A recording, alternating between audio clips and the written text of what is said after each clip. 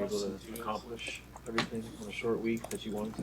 Yeah, we'll see. We'll find out Friday night. I mean, we've followed the plan, so now there's a lot to be done though, really between now and the game. At the end of the day, tomorrow has to be a great work day. Friday has to be a great work day, and we'll get to the game. And one thing we try to teach the players is you prepare through the event. It's an old Al Golden saying that when I used to work for him. People say the hay's in the barn. We don't believe that. As you get in the game, you see how they're playing, you try to adjust. So, we have a lot of work to do. But so far, the guys have worked hard. We'll see. Try to keep picking up steam heading into the game on Friday night. Do you still do your normal hotel routine on Thursday night? Yep. Yep. Tomorrow will be just like a Friday. It'll be just like a Friday. You've been spreading the ball around well on offense. Do you like how guys have accepted that, and some games maybe they'll get it more? Yeah, I think we throw a lot of drop back, and so when you throw drop back, it's progression 1, 2, 3. If you throw, you can get touches to guys by calling screens and things like that, which we do some of that. Hey, let's get the ball to this guy, get the ball to that guy. But last game we came out, we had a lot of tempo drop back, right? And Dylan's pretty good in that, right? So when you go to drop back passes, the ball finds the open receiver. They pressured us. He threw the hot swing route, right? They blitzed us. He threw the glance to Isaiah. So, it's a good challenge to have only one ball, right? And if you want to be 50-50, that it's hard to get everyone the ball. I'm sure guys want to touch the ball more. But I thought the Whiteouts played really well last week. I thought they got open, and just if the ball came to them, it came. And then Dylan's not afraid to work his way all the way through the progressions. So he's hit the fifth progression a couple times, which is great to see. You guys played a lot of players through 3 games. At what point does that load management become an advantage in games, or has it already done that? Yeah, we've always tried to do it.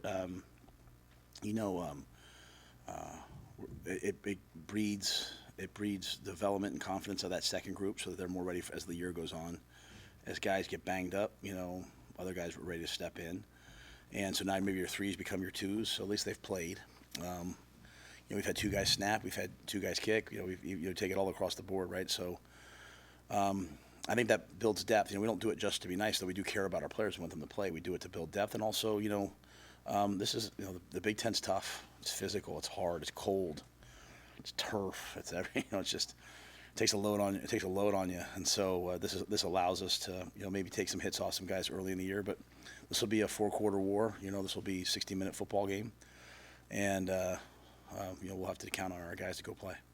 On that subject, none of your backs had more than 6 carries. I know you had fewer plays total last week, but you envision wanting to see whether it's Dante or who it is get into a situation where there are double-digit carries regularly to develop a rhythm, or do you like where you're at with 3 or 4 guys? Yeah, every game's different. Like last game. I didn't see the need to put a ton of carries on Dante with a short week coming up. I think that's, and I shouldn't say me, our staff did, and I think that's pretty high-level thinking by those guys, This game's different. As I've said, I'd like to have one guy like in the low 20s, one guy around 15.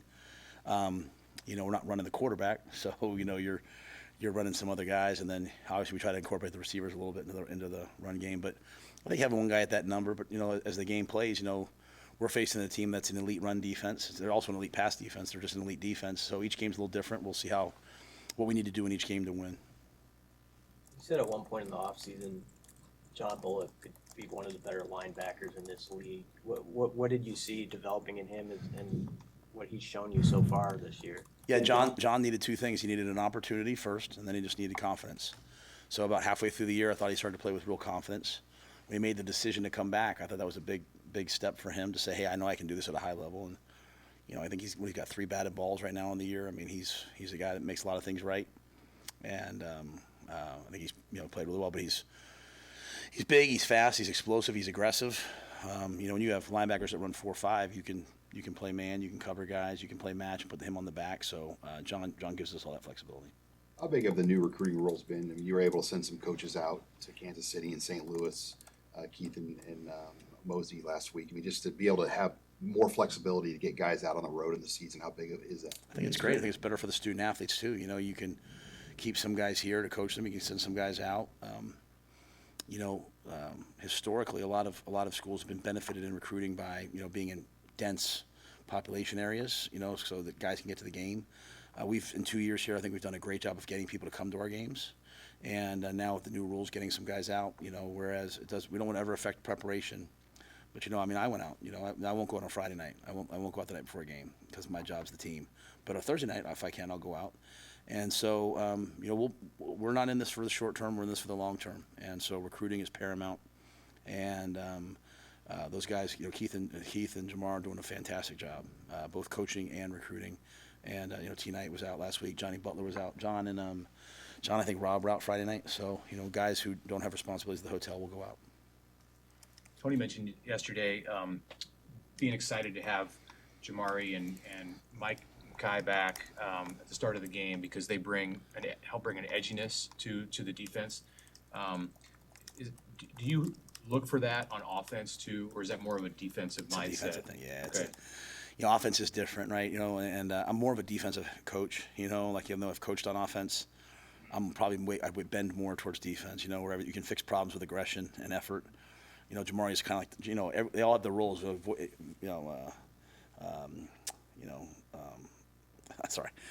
Giff is kind of like the voice of the defense. Jamari always strikes me as like the heart and soul of the defense. Marquise is kind of like the conscience. He'll say whatever needs to be said, and they're all kind of have built like a brotherhood around each other.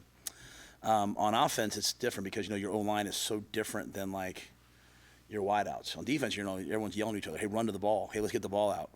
On offense, you're kind of like, hey, everybody do their job. And so, Ben and Bryce do a great job with the O-line, and then you have all these different playmakers and guys that go in, and that's really why having a quarterback who's not afraid to say things is and not afraid to encourage guys is really important. I think we've done a good job of trying to empower that. We've tried to shut down that, hey, he's young narrative and say, no, you're the quarterback at Nebraska. That means something. And I think Dylan's done a good job of that. And then you have great teammates. You have Heinrich, who the players have joy for and love. You have Jamal Banks. You have all these guys that the players love seeing. Ramir, love seeing get out there. And so I think it's a different vibe on offense than it maybe is on defense. And that's historical, not just for our team. Herman Meyer and Jerry DiNardo had a clip about how the crowd reacted when Heinrich had that sequence. Was that meaningful to you, just the appreciation that was shown there? I think historically, I know the crowd cheers a little bit more for the kids from Nebraska when they announce their names, which I'll be honest with, I think they're all our kids, so I root for them all. But I do think what Heinrich has done means something to me, right? And he's stuck around and not just accepted a role, but accelerated a role. I think even in the press conference today, I think we maybe minimized a little bit of what Heinrich did. Like he went in the game in the red zone where we're trying to be a better red zone team and caught an option route. So it's not just like hey, it's a check down. I called it a check down to him and he said that, but he ran an option route, and that's a lot of trust in a close game or not an out of reach game.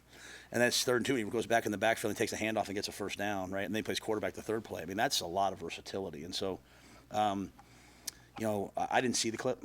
Keith mentioned it to me this morning, and I respect Urban Meyer more than as a coach more than anyone, and Coach DiNardo more than anyone. It's great that he's getting that a little bit of love, but it's also it adds a threat, it adds a dimension that people have to practice, and if they don't practice it, we have, and then it takes a playoff Dylan, it takes a playoff someone else. So kind of going back to the comment about the ball, I forget who asked. I'm sorry for whoever asked me. Like, there's a lot of good players on offense. We have to get the ball to them, and so I think you asked me that, Brian. So like getting the ball to different people, and Heinrich fits right in there. Like we want to get him the rock. It just can't be 20 plays, because we got the ball to this guy and that guy. And so it's a fun challenge, but a good challenge. In your experiences, are these Friday games, they feel different? There's not college football on all day. And Yeah. It's a work day for most everybody.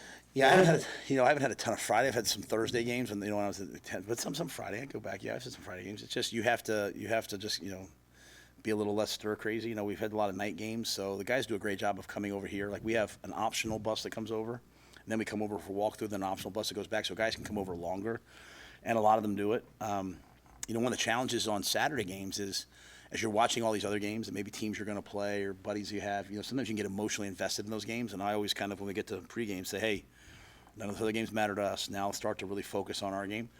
There's nothing much to focus on a Friday afternoon. So, we'll keep the same schedule. And so when they go back to the rooms, some of them will maybe sleep. Some of them will watch, I don't know what they watch nowadays, YouTube or whatever, but some of them will do that, be on their phones. Hopefully they'll study their game plan a little bit and be ready to go. So it's a unique challenge, but it's a great opportunity to showcase the University of Nebraska nationally, a home game, our crowd, what I think is the best student section I've ever been a part of. So I want the world to see it, because I can tell you it matters in recruiting. I got recruits that's all, even if they can't come to the games, I'm talking to guys in Hawaii, I'm talking to guys in Florida, and they're like, man, I saw you guys. That looks amazing. So it's another great opportunity for us. What traits of Husker fans have you observed that would make 400 straight sellouts believable? I think loyalty. I think just passion and loyalty. I think the loyalty is not just the sellouts. It's coming that early and staying late. As I had one fan say to me at one of the events, he said, we come to support all the players. We come to support all the kids. And so we want to watch the guys warm up. And if, when we're ahead against UNI, we're going to stay to the end and watch all the guys play. And, that's really probably with UTEP. I remember coming out in the second half and, the game's probably pretty clearly in hand. I look up and I'm like, man, look at this crowd still here. It's just, it's unreal. And so that loyalty, that passion, as I've said since day one, is something that, we feel humbled by, and we have to make sure we do our job. So I feel it all the time. I feel like a tremendous, not a burden in a bad way, but a sense of responsibility to make sure that we're doing our part. And, one thing I'm proud of about our staff is, if you ever listen to Coach Osborne when he talks about our staff, and he'll say it sometimes in terms of me, but he always says we work hard. And that's all I want. I'm not a guru. I'm not smarter than anybody else. Our coaches aren't maybe smarter than anybody else. Maybe there's some smarter people out there saying that they should do this, they should do that. But we work hard. We work hard at recruiting. We work hard at football. We work hard at relationships. We work hard at being part of the campus and the part of the university setting, right? We work hard at being part of the athletic department. And I think if you can teach young people to work hard, you have a chance. And so that's what our fans are. People in Nebraska work hard. And so we've just tried to come here and have our work ethic match the work ethic of the state. And if you go back to, there was a time this year, a pivotal time when maybe people were a little bit unease, and I put out a video of, Paul Harvey doing the farmer. That was the video, honestly, that called to me to come here. Like, I just kept listening to that over.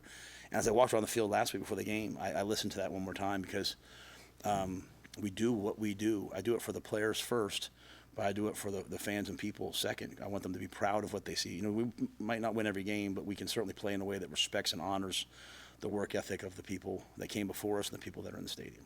Hey, with Mazzccua out, who's the number 2 right guard behind him? Mazzccua will be dressed and ready. He just won't start. He won't. He'll be out there. Yeah, Lutoski will play, and Micah would be available. I probably said that in the wrong way. He's dealing with some things right now. So like I said, but he's making some real progress. So practiced good today. So he'll be there. And if we need him, we'll go to him. But like a lot of our guys, some guys are dealing with a foot, some guys are dealing with a toe, some guys are dealing with things. Everyone's dealing with different things. So we just are at our best, trying to do our best to be there for everyone where they need us. But he's available. There's still a possibility of rain. Did you guys practice very much, and what do you do to prepare for that? Well, the great news is, at the University of Nebraska, we get plenty of practice year-round at all the different weather elements, right? Like in the spring, we're out there in the mornings. If it's wet, we don't go inside. All that things that seem crazy to the guys like, Coach, why aren't we going inside? It's snowing out here. And I'm like, well, it'll pay off at some point. So kind of culturally year-round we do that. We did a lot of wet ball stuff this week. You'd be careful not to do too much because the ball gets heavy and weighs down the quarterback, but we do enough of it. We'll play the same way, rain or shine. Really the wind's always a little bit more of a factor to me than, especially nowadays with turf, and it drains so fast. When it was grass, it was a little slippery. That was a little different. But we'll go out there. We'll go out there ready to play, and I think the weather might be later in the game, so that might affect some decisions. But I get a update on the weather like twice a day from not from like the app, but from the local weatherman. Does a great job for us. The winds, the wind direction, all that, because it affects the decisions I have to make. All right, thanks, guys. Thank you.